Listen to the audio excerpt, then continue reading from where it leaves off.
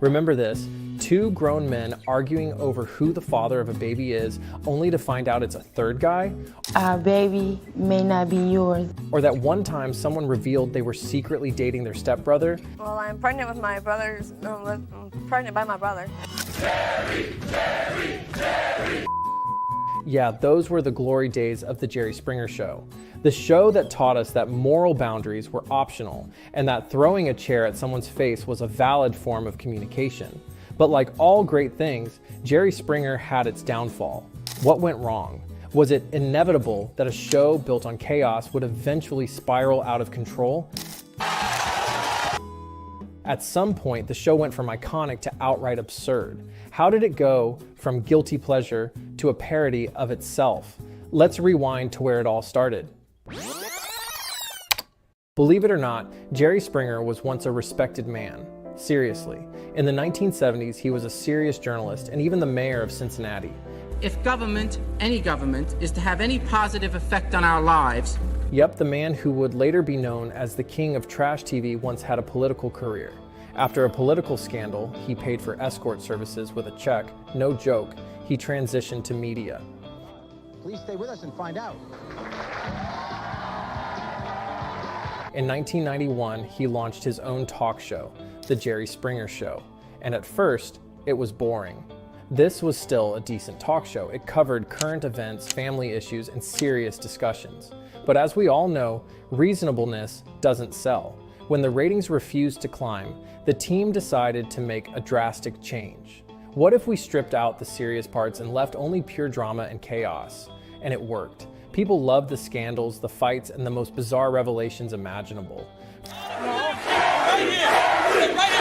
From that moment on, The Jerry Springer Show became a phenomenon. In the late 90s and early 2000s, you couldn't turn on the TV without seeing people screaming at each other and throwing chairs.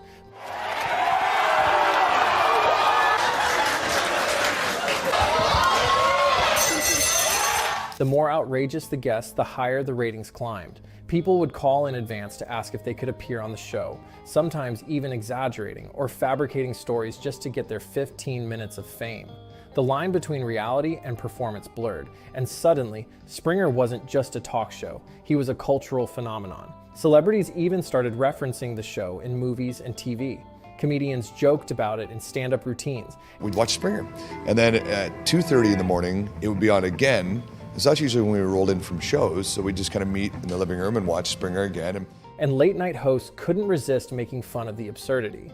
But what began as entertainment for the masses soon turned into something else entirely. Springer himself became a reluctant icon, almost like a circus ringmaster who realized the animals were now running the show. While he embraced his role as the ringmaster of chaos, he often downplayed his involvement in the downfall of television. In interviews, he admitted that his show was silly and mindless entertainment. My show is plain stupid. I mean, it's just... Yet he also recognized that it reflected a growing appetite for sensationalism. As the show's popularity soared, other networks took notice. Soon, imitators popped up everywhere. Shows like Maury, Ricki Lake, and even Dr. Phil adopted elements of Springer's formula. The age of trash TV had officially arrived. But when did it start going wrong? Well, somewhere in the mid-2000s, audiences began to suspect something. Was this scripted? Audiences started noticing that the reactions seemed exaggerated, the confrontations too perfectly timed, and the guests sometimes felt more like bad actors than real people. At first, the show felt like a social train wreck you couldn't look away from. But slowly, the stories started becoming too absurd. It seemed like producers were desperately trying to make each episode crazier than the last. Please meet Mark. He's been together with his wife for 10 years and married for the last 5. But before we talk to Mark, let's meet his wife. What? What once felt scandalous yet believable began turning into a live-action meme, like watching a scripted reality show where everyone forgot their lines but kept shouting anyway. And people started realizing that many of the guests might not be entirely real. Additionally, the shock factor wore off. In the 90s, it was groundbreaking to hear people openly talk about cheating. By the 2000s, the internet had already taken over that role. Even behind the scenes, things were starting to unravel. Reports surfaced of former guests admitting they were encouraged to play up their emotions or even fabricate entire stories. Some claimed they had been promised money or other incentives just to appear on the show. We had to put the sentence together and make a story out of the sentences that he gave us. So did you rehearse? Yeah, for about a day and a half. And let's not forget the lawsuits. Plenty of former guests ended up suing the producers, claiming they were misled, manipulated, or even put in danger. The Jerry Springer Show a fake, the fights rehearsed, the guests coached in what to say and do. But the biggest issue, audiences were simply moving on. Reality TV was evolving. Audiences weren't just watching drama unfold. They were participating in it through social media, making Springer's staged chaos feel obsolete. Newer shows like Keeping Up with the Kardashians and The Real Housewives brought drama in a more polished, high-production format. And meanwhile, social media made it easier than ever to witness real-life drama unfold in real time. See about hoeing, and you need to start getting your... At the same time, television as a whole was shifting. People weren't just consuming content, they were curating their own personalized drama playlists on YouTube and Twitter. The explosion of streaming services meant audiences had more choices than ever. The days of flipping through daytime TV and stumbling upon Jerry Springer were fading. Now people could curate their own entertainment, leaving Springer's formula behind. Perhaps the most ironic twist? In his later years, Springer tried to pivot back to more serious content. His final TV gig was hosting a courtroom reality show, Judge Jerry, in which he presided over small claims cases. A full circle moment, but it was too little, too late. Get out of this court right now. I will. The first cracks were showing, but this was just the beginning. For a show built entirely on chaos, there were surprisingly clear warning signs that it was spinning out of control. By the late 2000s, people had already started suspecting that the fights weren't just spontaneous, they were scripted. Claims was totally fabricated by Springer producer Norm LeBeau.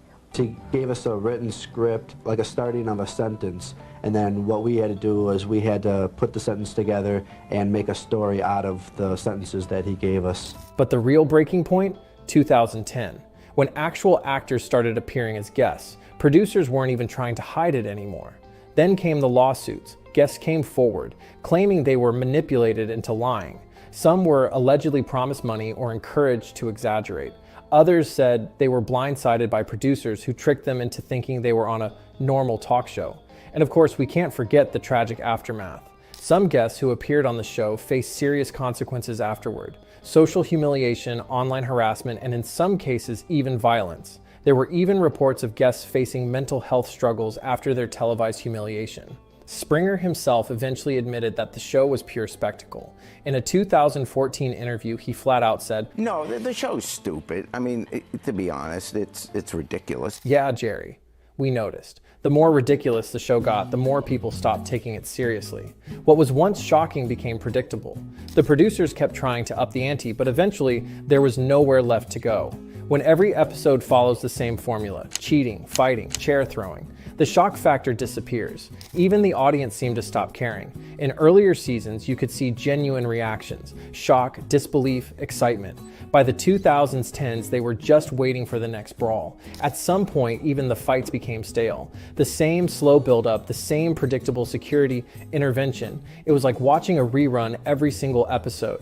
And the guests? They became more exaggerated, as if trying to outdo the previous ones. Many former guests even admitted later that they were encouraged by producers to act more dramatic or even fake certain elements of their stories. Some were given specific lines to say, while others were simply cast because they looked the part of a stereotypical Springer guest.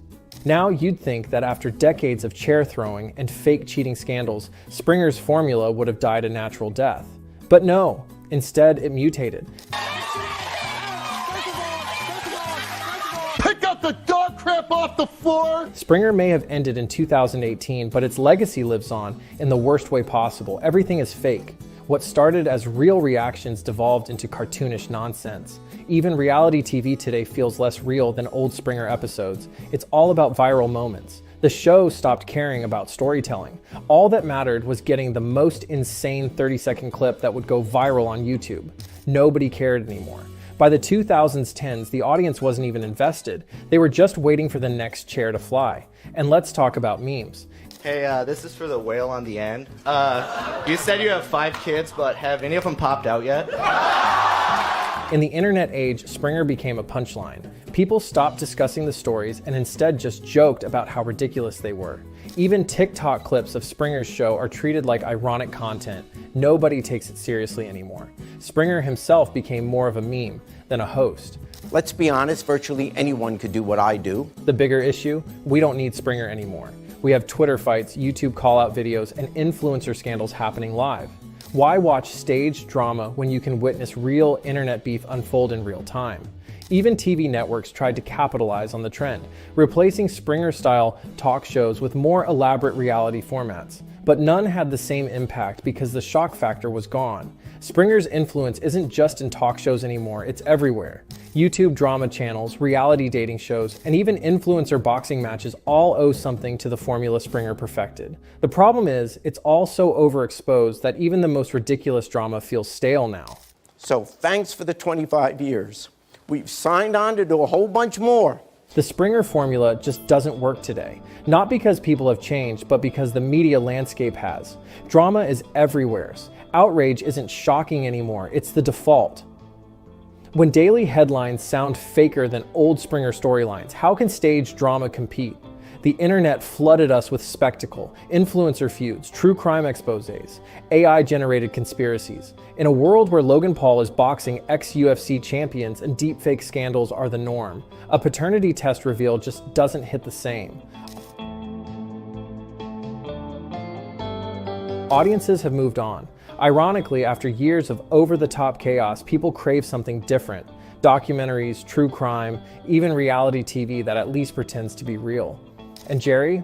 Well, he tried to adapt. Yes, this man, once the king of trash TV, tried to become a serious judge. And nobody cared. Even the networks knew the format was dead. Judge Jerry lasted only a few seasons before being quietly canceled. It was as if the world had collectively decided, we've had enough Jerry Springer in our lifetime. So here's the big question. Was Jerry Springer ever good, or did we just not know any better? At the height of its success, people defended the show as mindless entertainment. It was something you watched when nothing else was on. But looking back, was it even entertainment, or was it just a train wreck we couldn't look away from? Maybe it's not that Jerry Springer got worse. Maybe we just got smarter. Or maybe reality TV just found new ways to be trashy. Let us know what you think in the comments.